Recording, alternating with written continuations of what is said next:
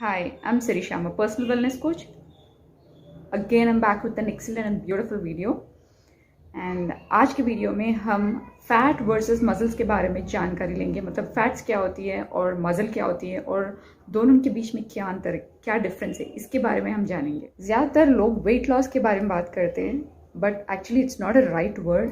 Fat loss होनी चाहिए body में। आज की वीडियो में हम इसी की जानकारी लेंगे, मतलब फैट क्या होती है और मसल क्या होती है, और बॉडी में एक्सेस फैट क्यों होती है और इसके कारण क्या है, इसके बारे में हम इस वीडियो में जानेंगे। फैट्स खाना अच्छी बात है या अच्छी बात नहीं है, इसके बारे में थोड़ा जानकारी लेंगे हम। तो सबसे इम्पॉर्टेंट चीज़, कुछ फैट्स अच्छे होते हैं और ज़्यादातर फैट्स अच्छे नहीं होते हैं। कुछ फैट बहुत अच्छी होती है, इसलिए ओमेगा 3 खानी चाहिए। Omega 3 is the best fat, क्योंकि हमारी पूरी बॉडी को स्ट्रेंथ देता है। अपने बोन्स के लिए, अपने नर्वस सिस्टम के लिए, अपने हार्ट के लिए ओमेगा 3 वर्क्स वेरी नाइसली और अपना बॉडी फिट और हेल्थी बनाता है। इसीलिए ओमेगा 3 हर रोज़ लेनी चाहिए। अब एक्चुअली फ़ैट क्यों बढ़ती है, इसके बारे में जानेंगे। जब कोई ज़्यादातर हाई कैलोरी फूड लेते हैं तब उनके बॉडी में फ़ैट बढ़ती है। एक्चुअली ये कैलोरी क्या होती है? Calorie is unit of energy. मतलब ये यूनिट ऑफ एनर्जी हर सब्जियों में, वेजिटेबल्स, फ्रूट्स में हमें मिलती है, उसी को हम कैलोरी बोलते हैं। हर खाने की चीज़ में कैलोरीज होती हैं। जैसे सेब में कैलोरीज होती हैं, उसमें 80 कैलोरीज होती है, लाइक 80 कैलोरीज, और एक चपाती में 70 to 80 कैलोरीज होती हैं। रसगुल्ले और गुलाब जामुन में हमें 250 से 300 यानी 250 to 300 कैलोरीज मिलेंगे, और एक फुल साइज पिज़्ज़ा में 600 कैलोरीज होंगे, और एक बर्गर में हमें 400 कैलोरीज मिलेंगे। जब आप ज़्यादातर कैलोरीज लेते जाएंगे जितना हमें हमारे बॉडी को नहीं चाहिए, तब क्या होगा? लाइक फैट बढ़ती जाएगी बॉडी में, राइट। सेकेंड पॉइंट है junk food and fast food. जब पेट भरता है तभी तो भूख मिटता है, right. Everybody agree for that. लेकिन अभी एक क्वेश्चन उठता है, मतलब अभी क्या खा के अपना पेट भर सकते हैं? एक भूख तो हम समोसे खा के अपना पेट भर सकते हैं। दूसरी बात, हम क्या करते हैं, जब भूख लगता है हम न्यूट्रिशन शेक लेते हैं, उससे भी भूख पेट भर सकते हैं, राइट। समोसा खाने में और न्यूट्रिशन लेने में बहुत अंतर होती है, क्योंकि जब समोसा खाते हैं पेट के अंदर जाने के बाद क्या होता है सभी को मालूम है।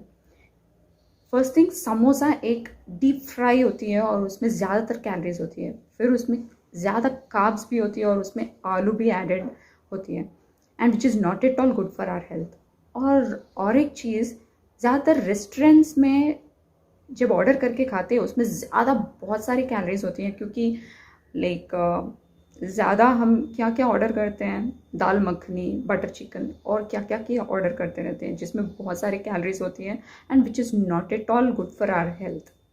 इन सब चीज़ों में यूनिट ऑफ एनर्जी होती है, यानी ताकत। हर एक की रिक्वायरमेंट कैलोरी की अलग अलग होती है। 2 से 3 चीज़ों पे निर्भर होती है आपको कितनी कैलोरी चाहिए।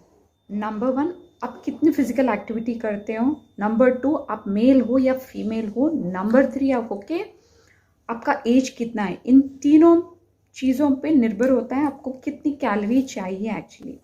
अगर आप यंग हो यानी टीनेजर हो, तो आप सबको पता है जितना भी कैलोरीज लेंगे वो जल्दी खर्च हो जाएगा, मतलब वो बर्न होते जाएगा।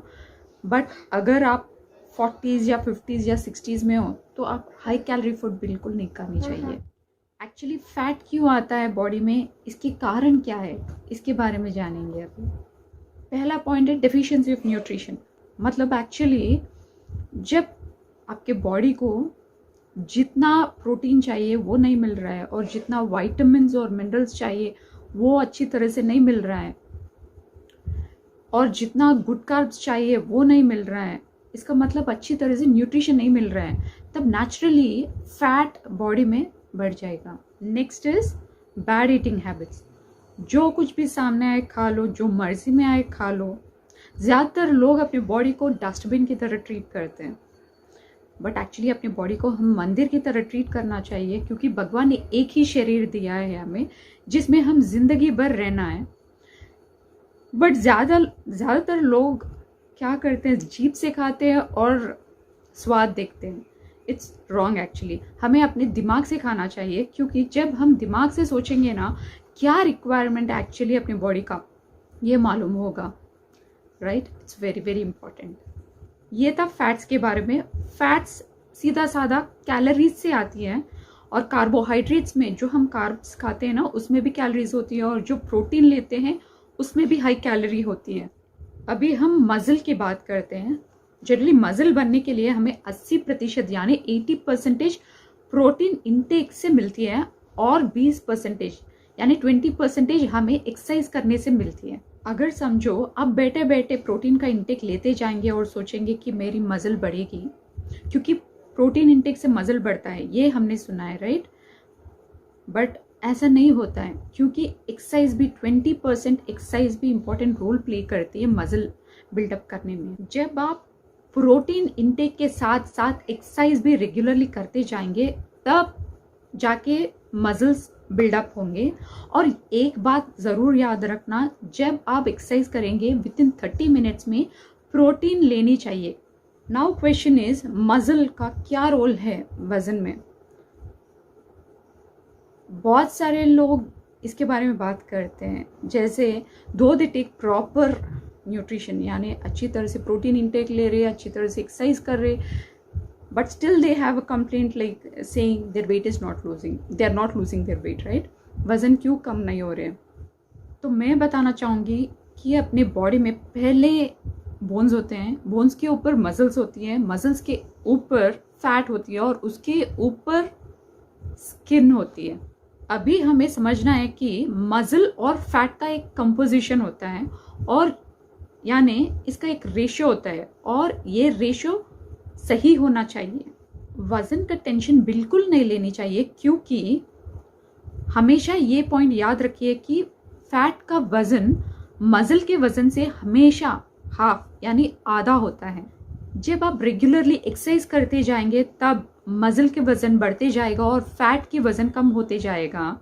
इसका कारण ये भी हो सकता है कि फैट कम खा रहे हो या फैट बर्न कर रहे हो, इसी की वजह से आपके बॉडी के अंदर से फैट बाहर निकलेगा और बॉडी के अंदर एक हेवी चीज ग्रो होते जाएगा, यानी मसल्स ग्रो होते जाएंगे। इसके वजह से लोगों को लगेगा कि वजन कम नहीं हो रहे हैं। तो हमें ये याद रखना चाहिए कि the most important is not the weight loss, the most important is the composition of muscle and fat ratio. तो मसल आपके बॉडी में मसल की रेशियो बढ़नी चाहिए और फैट की रेशियो कम होनी चाहिए। कभी भी फैट जीरो बिल्कुल नहीं हो सकता। फैट का बहुत बड़ा रोल है, क्योंकि फैट के बिना जिंदा नहीं रह सकते, we can not live without fat. उससे भी इंपॉर्टेंट रोल मसल्स प्ले करता है, क्योंकि अपने बॉडी में मसल्स होनी चाहिए। The reason is muscles strength है, मसल्स स्टैमिना है, मसल्स ताकत है, मसल्स अपने बॉडी को अच्छी शेप देता है। अगर मसल्स है तो बॉडी लूज नहीं होती है और फ्लैबनेस नहीं होएगी। तो ये जो मैंने बताया है ये सारे चीज मसल्स के वजह से हैं। सो इतने सारे एडवांटेजेस है मसल्स के कारण। But today's hot topic is what about weight loss, right. अगर फिटनेस चाहिए तो हमेशा composition of fats and muscle ratio देखनी चाहिए। जब आप बॉडी स्कैन करते हो और आपको पता चलता है बॉडी स्कैन में कि आपके मसल्स ग्रो हो रहे हैं और फैट कम होते जा रही है, इसका मतलब है कि आपको वेट चेक करने की बिल्कुल ज़रूरत नहीं है, क्योंकि it's a very good sign. जब आपके मसल्स ग्रो हो रहे हैं you have to feel very happy in fact, right. जब मसल्स ग्रो हो रहे हैं नेचुरली वेट लॉस ही होगा, वेट कम होगा, क्योंकि जब फैट बाहर निकलेगा और टॉक्सिन्स भी बाहर निकलेंगे तो फैट कम होना ही है। Don't ever focus on kilogram weight loss, focus on muscle gain in fact and focus on fat loss.